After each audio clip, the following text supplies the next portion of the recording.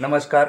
झुंजार SC37 news Osmanabad या YouTube चॅनलमध्ये व ब्लॉगमध्ये आपलं सर्वांचं स्वागत आहे. मी आप्पासाहेब शिरसाटे. झुंजार SC37 न्यूज उस्मानाबाद या यूट्यूब चॅनलचा व ब्लॉगचा मुख्य संपादक आपणास देत आहे. दिनांक 14 सप्टेंबर 2025च्या 10 उस्मानाबाद व धाराशिव परिसरातील 10 ठळक घडामोडी. 2 दिवसापासून तेरणा नदी परिसरातील मुसळधार पावसामुळे तेरणा धरण पूर्ण क्षमतेने भरले. नदीकाठच्या गावांना व जनतेला तसेच शेतकरी यांना सावध राहण्याचा हवामान खात्याने तसेच पाणी प्राधिकरणाने दिला इशारा. शिराढोण तालुका कळंब येथे नागरिकांच्या सहभागातून लोकसहभागातून पाणी टाकी आणि कूपनलिका आमदार कैलास पाटील व इतर मान्यवरांच्या हस्ते केले लोकार्पण. उस्मानाबाद धाराशिव तालुक्यातील जवळा दुमाला येथील पूल गेला वाहून. आमदार राणा जगजितसिंह पाटील यांनी तात्काळ गावाला भेट देऊन दुरुस्त करून 17 लाखाचा पूल दुरुस्त करून घेऊ असे दिले जवळावासियांना आश्वासन. लोहारा येथील सोन्याच्या दुकानात चोरी प्रकरणात पोलिसांनी आरोपीला पुण्यातून केली अटक. 3.5 किलो चांदीचे दागिने जप्त. उपविभागीय पोलीस अधिकारी सदाशिव शेलार यांनी केली मुख्य कामगिरी. 17 सप्टेंबर रोजी पंतप्रधान नरेंद्र मोदी यांच्या जन्मदिनी नमो नेत्र संजीवनी आरोग्य अभियान राबविले जाणार आहे.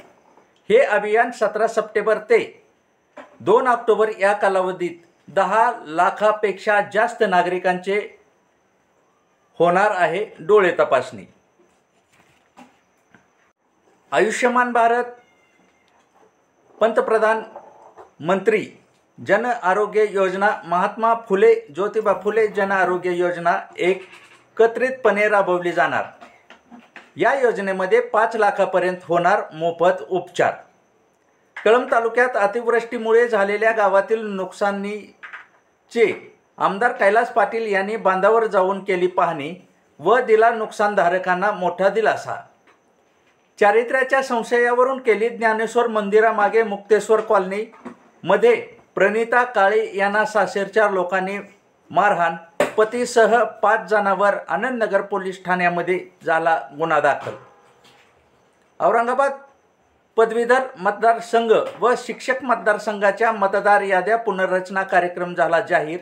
याची अधिसूचना 30 सप्टेंबर 2025 मंगळवारी निघणार. धाराशिव शिक्षण विभागातील अनेक गैरप्रकार, प्रभारी शिक्षणाधिकारी यांच्यावर संशय, अनेक गंभीर आरोप. महाराष्ट्र राज्य कास्ट्राईब व कर्मचारी महासंघाचे राज्य अतिरिक्त महासचिव हरिभाऊ बनसोडे यांनी प्रभार काढून घेणे व चौकशीबाबतचे मुख्य कार्यकारी अधिकारी यांना दिले पत्र.